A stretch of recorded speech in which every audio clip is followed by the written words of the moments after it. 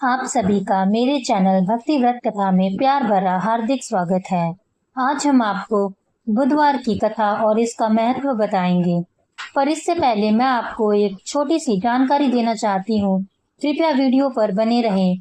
जैसा कि आप जानते हैं कि आज कामिका एकादशी है और रोहिणी व्रत भी है और कुछ लोग भगवान बुद्ध का भी व्रत करते हैं। अगर आप कामिका एकादशी और रोहिणी व्रत की कथाएं सुनना चाहते हैं तो मेरे चैनल पर जाकर कथा सुन सकते हैं। आइए अब हम भगवान बुद्ध की कथा का श्रवण करते हैं। ओम श्री गणेशाय नमः। बुधवार का दिन भगवान बुद्ध को समर्पित है। बुध ग्रह को चंद्रमा और बृहस्पति दोनों ही अपना पुत्र मानते हैं, इसलिए दोनों के गुण भगवान बुद्ध में विद्यमान है। इस दिन भगवान श्री गणेश की भी पूजा होती है। इस दिन शुभ कार्यों के लिए यात्रा करना वर्जित माना जाता है, इसलिए इस दिन विवाहित स्त्री को मायके से ससुराल भी नहीं भेजा जाता। इस बात का जिक्र पुरानी कथाओं में भी किया गया है। आइए अब हम जानते हैं कथा। बहुत समय पहले की बात है कि एक साहूकार का नया नया विवाह हुआ था। उसकी पत्नी मायके गई हुई थी। नया नया विवाह था, नई नई उमंग थी। साहूकार का परिवार भी कुछ खास बड़ा नहीं था। जो रिश्तेदार थे उनके घर बहुत दूर थे। अब साहूकार को अकेलापन खाए जा रहा था। उससे रहा न गया और साहूकार जा पहुंचा ससुराल। साहूकार की बड़ी आग भगत हुई, लेकिन ससुराल में तो अपनी पत्नी से खुलकर बात करना तो दूर, सूरत देखना तक मुश्किल हो रहा था। अगले ही दिन साहूकार ने कह दिया कि विदाई की तैयारी कर लीजिए, हमें निकलना है।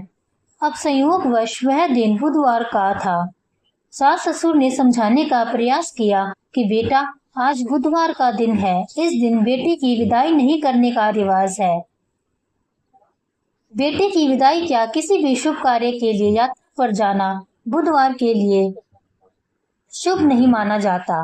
लेकिन साहूकार नहीं माना और कहा, मैं इन सब बातों को नहीं मानता, आप हमें जाने का आशीर्वाद दीजिए। अब अपने दामाद के आगे सास ससुर की कहाँ चलने वाली थी। मन मसोस कर तैयारी करनी पड़ी। बेटे की विदाई कर दी गई।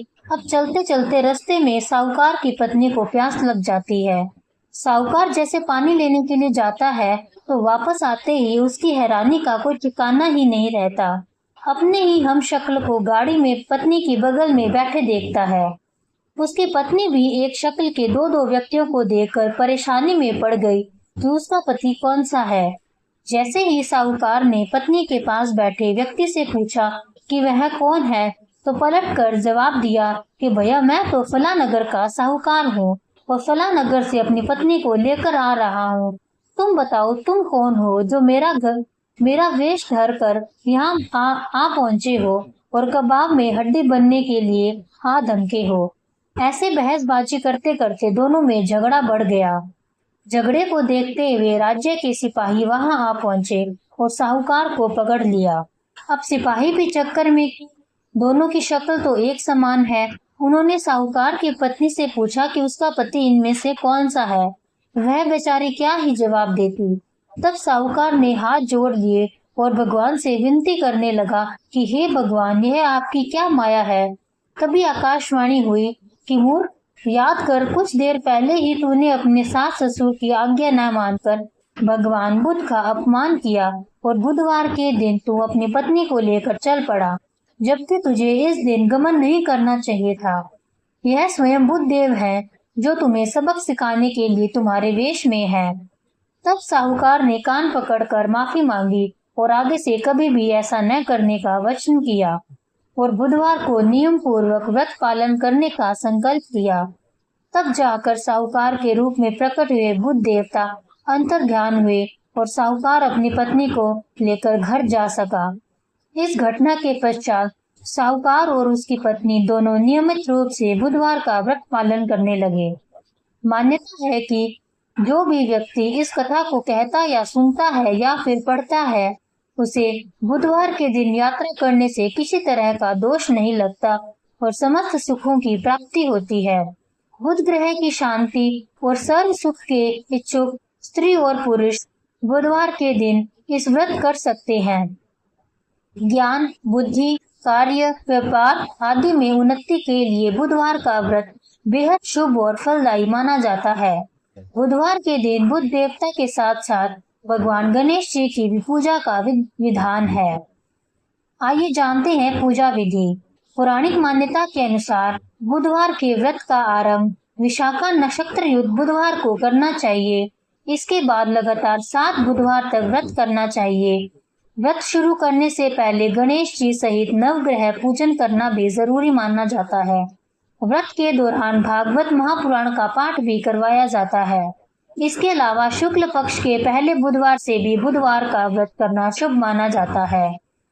प्रातःकाल उठें व नित्य क्रियाओं से निपटने के पश्चात स्नान आदि से स्वच्छ होकर भगवान बुध की पूजा करनी चाहिए। व्रती हरे रंग की माला या वस्त्रों का प्रयोग करे तो उत्तम रहता है। यदि पूजा के लिए भगवान बुध की प्रतिमा न मिले तो भगवान शिव शंकर की प्रतिमा के निकट भी पूजा की जा सकती है। दिन भर के व्रत के पश्चात शाम को भी पूजा करनी चाहिए और केवल एक समय भोजन करना चाहिए। वस्त्र में हरे रंग के वस्त्र, फूल या सब्जी आदि दान करने चाहिए। इस दिन एक समय दही, मूंग दाल का हलवा या फिर हरी वस्तु से बनी चीजों का सेवन करना चाहिए। कहते हैं विधि विधान से अगर इस व्रत को किया जाए तो जीवन में सुख शांति बनी रहती है और घर धन धान्य से भरे रहते हैं। माता लक्ष्मी की भी व्रती की मनोकामनाएं पूर्ण करती है। ओम श्री गणेशाय नमः। अगर आपको ये कथा अच्छी लगी हो तो कमेंट्स बॉक्स में जरूर बताना और मेरे चैनल को सब्सक्राइब करना ना भूलें और कामिका एकादशी की कथा भी जरूर सुनिएगा। धन्यवाद।